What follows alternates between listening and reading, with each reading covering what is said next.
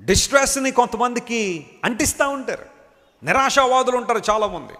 ఆశ కలిగిన ప్రాంతాల్లో కూడా చెప్పండి, కొంతమంది నిరాశావాదాన్ని ప్రేమిస్తారు. వాళ్ళ చుట్టూ ఎన్నో ఆశలు ఉంటాయి బ్రతకడానికి, కానీ అవన్నీ ప్రక్కన పెట్టి ఏదో ఒక విషయానికి తమ జీవితాన్ని ముడిపెట్టేసి ఇంకా బ్రతకడానికి అవకాశం లేదన్నట్టుగా జీవించే వాళ్ళు చాలామంది ఉంటారు. నా జీవితంలో ప్రభువు మనకు నియమించిన కడ ఊపిరి వరకు ఎవరి కోసం బతకాలి? మనం దేవుని కోసం. Until you last breath.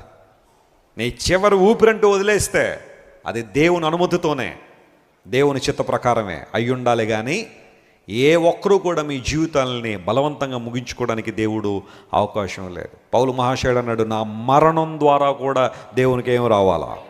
ఘనత రావాలా. నా మరణం ద్వారా కూడా దేవుడు ఘనపరచబడాలి అనే మాట పౌలు గారు వాడడంలో అనే ఉద్దేశం ఏంటో తెలుసా?